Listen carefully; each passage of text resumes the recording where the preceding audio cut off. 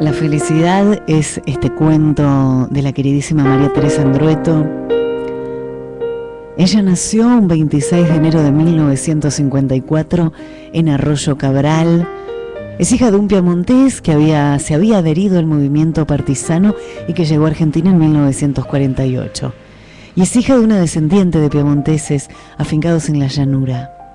Se crió en Oliva, en el corazón de la Córdoba cerealera, un pueblo marcado por la existencia de un asilo de enfermos mentales, que en tiempos de su infancia fue considerado el más grande de Sudamérica. En los años 70 estudió letras en la Universidad Nacional de Córdoba.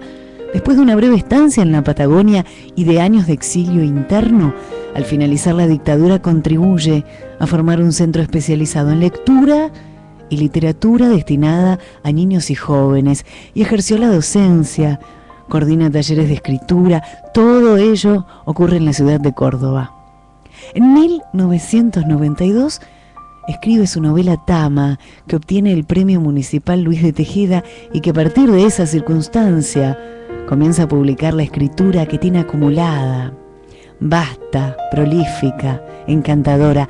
Tama es una novela que desde acá, desde este espacio radial, hemos sugerido en más de una oportunidad. Es pequeña, intensa y con la pluma de una novel, así de simple.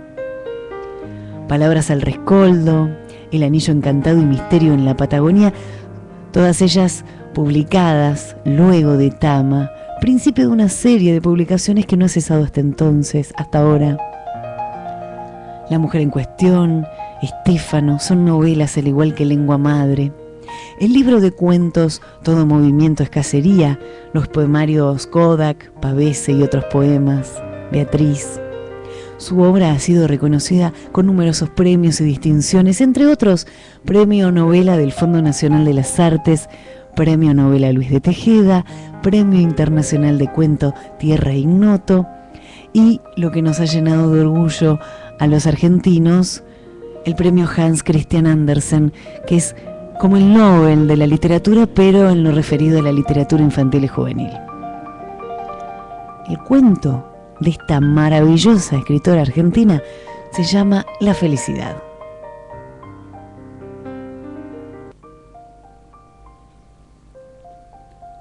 La felicidad se llamaba aquella película de Agnes Barda en la que todo el mundo hablaba y que ella vio una tarde de septiembre del 73. Todavía recuerda con nitidez uno de los cuadros. Esa mujer rubia como un ángel de estampita, sentada contra un árbol con la cabeza del joven marido en la falda. La mujer rubia y el marido habían salido de picnic en aquella película. El sencillo paseo de dos que se aman. Como la salida que ella misma está esperando ahora con su marido para este día en las sierras, 30 años más tarde. El peseto que acomodó en la conservadora hirvió anoche con un puñado de hierbas aromáticas de su pequeña huerta, mientras miraban un documental. Le costó quedarse sentada en el sofá. Se levantó varias veces a ver cómo hervía el peseto y largaba ese olor intenso a laurel. Después, hacer una llamada a su hijo que acababa de llegar de San Pablo, y más tarde a chequear los mensajes que tal vez hubieran quedado en el contestador. Ya no tenía paciencia para ver entera una película. Había empezado a sucederle en estos últimos años. Pocas veces algo la atrapaba lo suficiente como para instalarse una hora en el sofá o en una butaca. Sin embargo, algunas veces ella había tenido ganas de sentarse una hora en el cine, pendiente de la historia del carpintero y su mujer. Y le había dado buenos resultados. Era un cine de la Avenida Colón, al que iban los estudiantes. En mitad de la película, un desconocido, sentado butaca de por medio, había estirado hacia ella su cabeza, ahora blanca de canas, y le había preguntado si quería maníes. Y ella había tomado un puñado de maníes con cáscara, se lo había puesto en la falda y había seguido mirando la película como si quien se lo había ofrecido hubiera sido su hermano o un amigo de toda la vida. Ahora, mientras acomoda 2 peras, 2 manzanas, el peseto y los tomates en el fondo de la conservadora, ve por la ventana de la cocina que Humberto pone leña a reparo bajo la galería. Después entra, dice que pronto empezará el frío, se saca las botas, se refriega los pies, le duele un poco la cintura. Se acerca y pregunta: ¿cómo va todo? Todo va bien, según ella, porque él la abraza ahora y porque dice: todavía puedo. Y ríen. Él siempre hace bromas sobre los años y los achaques de los años. Ella había ido a ver la película después de un examen de literatura francesa. Él estudiaba cine y apenas salieron del Moderno, la invitó a comer a un bodegón en el que hacían un picante de panza excepcional. Fue ahí, comiendo ese picante y tomando el vino de la casa, cuando le explicó que Agnès Varda investigaba el color de una manera que a algunos les parecía decadente, pero que él, y más tarde ella, cuando aprendió lo que él podía enseñarle, adoraba. La directora de la película era belga. Cierta vez, muchos años más tarde, cuando Pablo estaba en 2º grado y Laura empezaba el jardín de infantes, habían hecho un viaje los dos, el viaje de sus vidas, y había pasado por Brujas y Bruselas, tratando de coser lo roto después que Humberto se enredó con Emilia. Tiende a pensar que aquella historia que Emilia fue un entusiasmo pasajero en un momento en el que ella se ocupaba demasiado de los hijos, pero de todas maneras no dejó de significar cierta pérdida de confianza, si es que puede decir que lo ha recuperado, ¿no? Incluso ahora, cuando ya es poco probable que él se decida a engañarla, no puede dejar de preguntarle muchas veces, demasiadas, si la quiere, porque a veces piensa, de un modo tonto lo piensa, que quizás él pudo haber elegido una vida mejor para sí, y que se quedó con ella solo por resguardar lo que tenían, lo que habían construido entre los dos. Ya sobre el camino, ella empieza el mate, amargo como siempre le ha gustado a Humberto, como ahora le gustan también a ella.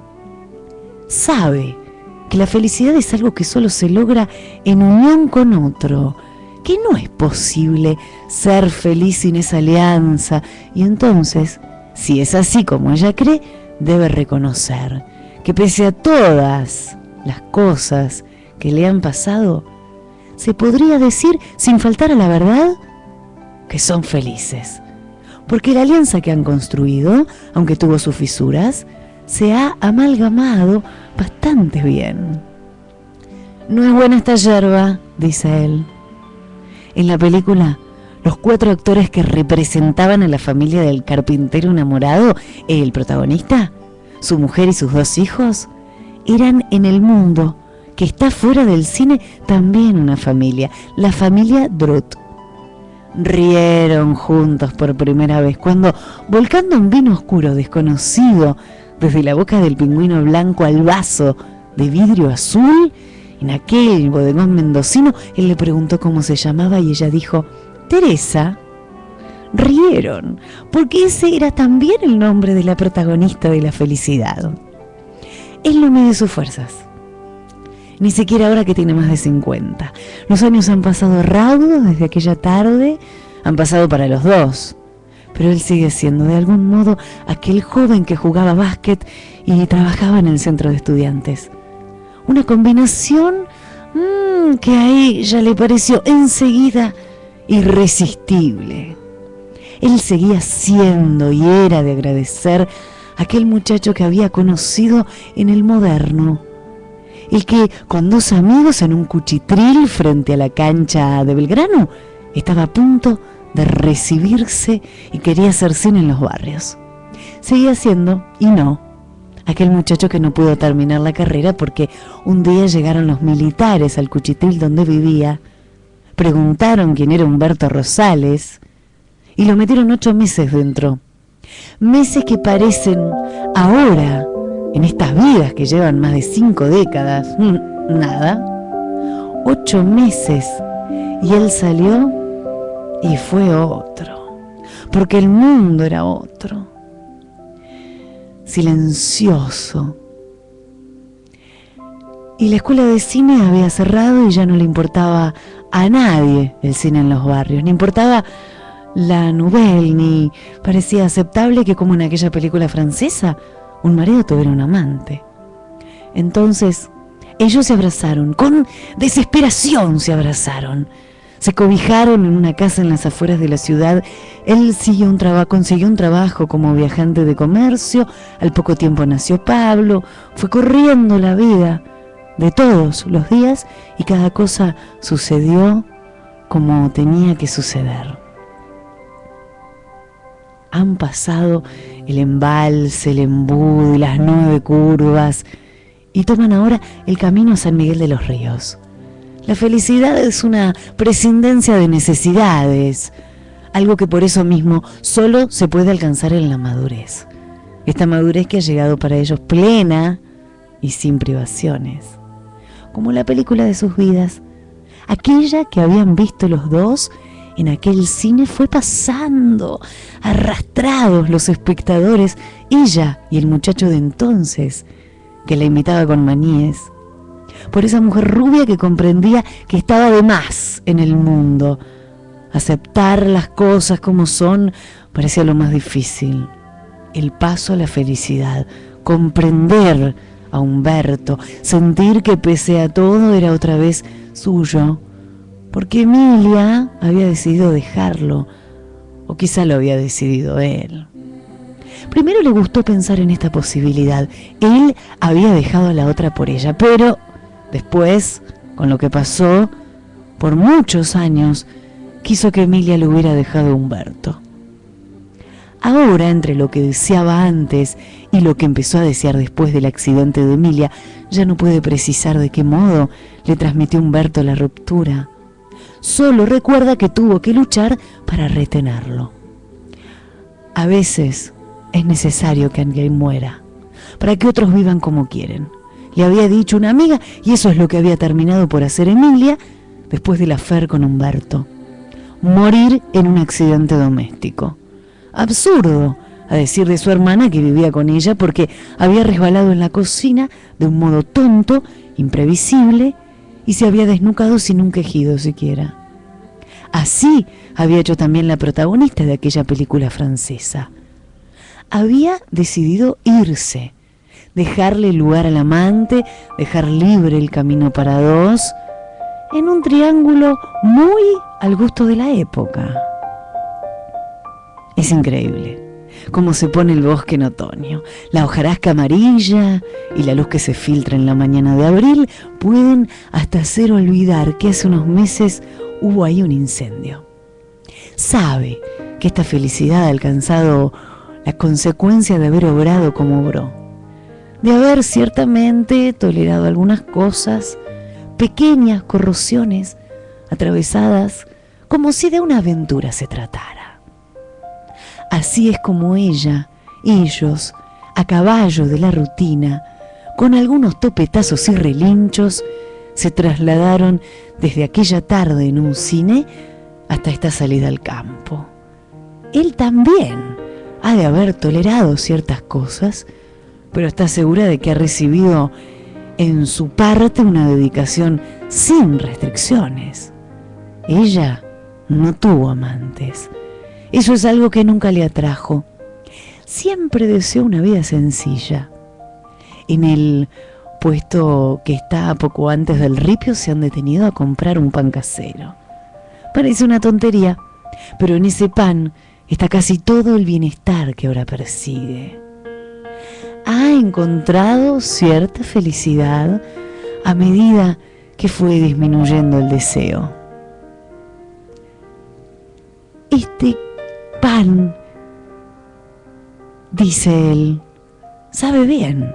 Ella se distrae un momento, lo suficiente como para que él le ponga la mano sobre la rodilla y le pregunte en qué está pensando. En que ya nada es como antes, dice ella. Han tomado un desvío y se internan ahora por un camino de ripio que parte en dos un bosque de pinos. No ha pasado mucho rato. Todavía se ven zorros por aquí, dice ella, y él aprovecha para hacerle notar que algunas cosas siguen siendo como antes. Pone su mano sobre la de él. Algunas cosas siguen siendo como eran. Puede dar una rápida mirada al costado y darse cuenta de que hay seres que sufren más que otros. Ella tiene ciertos bienes y sabe que sin esos bienes no sentiría esta felicidad que ahora siente. Sabe también que lo que siente por este hombre que la acompaña, este hombre con el que ha tenido hijos, con el que han dado un camino, con el que todavía, pese a los cuerpos que se gastan, hace el amor, excede esos bienes que poseen y se derrama hacia algo interior que va más allá de los objetos que compraron y más allá de la familia que han construido. La felicidad es un estado, sí, como la angustia. Depende en última instancia de la relación de cada uno consigo. Y es alcanzable, ahora lo sabe, y de eso está segura, solo en la madurez. Ella ha llegado a este punto como si se hubiera jubilado de algo, de los dolores de la vida o de sus pequeñas corrosiones, como si se hubiera relajado ahora que los hijos están finalmente bien, ahora que él ya no se irá de su lado, ni ella tendrá que morir para dejarle el lugar a nadie. Ahora que ha pasado la necesidad de retenerlo y entonces puede permitirse, ¿por qué no?, una cierta beatitud. Han tomado un camino estrecho, un recodo del bosque, y después un sendero que desemboca en el arroyo, casi a la altura del puente colgante, y deciden bajar. Lo cierto es que hace tiempo que ella ha decidido aceptar la vida tal como es. Ha resuelto ser feliz. Quizás por eso, consecuencia de eso, están ahora los dos en un buen momento. Ella acomoda el mantel a cuadros, él baja la conservadora azul. Ella improvisa la mesa del almuerzo, los vasos de acero inoxidable, los platos de madera. La dicha de la vida consiste en tener siempre algo que hacer, alguien a quien amar, alguna cosa que esperar, y ella tiene que hacer, tiene a quien amar. No sabe bien qué puede esperar, pero seguramente algo aparecerá. Desde donde está sentada en el suelo, sentada como cuando era joven, mira el plátano bajo el que han improvisado el picnic, ve su sombra sobre el río y recuerda aquel cuento de Mansfield, en el que dos mujeres miran en la noche, en el patio de una casa, un peral que parece que va a rozar el borde de la luna. Dos mujeres atrapadas en un círculo preguntándose qué deben hacer con esa felicidad que les oprime el pecho. «Has estado distraída toda la mañana», dice él. «Casi no has dicho una palabra». Ella sonríe. «No le pasa nada. No te preocupes». Solo le oprime un poco el pecho esa felicidad de ver los árboles estirarse hasta rozar el cielo. Él la mira. Ella sabe que él la mira como cuando quiere hacerle el amor. No la toma sin preguntarle nada como solía hacer hasta hace algunos años, sino que da un rodeo. Ella también lo mira. Acerca su mano a la cara de él y dice: «Después, en casa». salen a caminar. Las zapatillas haciendo crujir las hojas, la luz filtrándose entre las ramas que caen hacia el río, la luz manchando el río. ¡Qué otoño!, dice ella. Caminan de la mano los dos como la tarde en que se conocieron. Caminan hacia el puente colgante, como caminaban entonces hasta el bodegón mendocino, como comprendiendo que en el futuro de aquel ayer estaba esta tarde, este remanso para dos. No alcanzo a ver en qué momento me volví vieja, dice ella, pero él no escucha, la detiene, le dice que la quiere como siempre. Después caminan por el bosque sin hablar casi, seguidos por la música que hacen las hojas, hasta que avanza la tarde y piensan en volver. Quiero una foto de esta tarde, dice ella. Él desenfunda la máquina, le pide que se acerque al arroyo, sobre aquella piedra, dice ella, y avanza sobre el río, haciendo equilibrio entre las piedras más pequeñas hasta llegar a la piedra grande. ¿Aquí está bien?, pregunta. Ahí, dice él, justo cuando ella trastabilla y cae de un modo absurdo, un resbalón imprevisible sobre la piedra. Cae sin un quejido siquiera sobre las piedras pequeñas. Cae sin un quejido sobre el agua.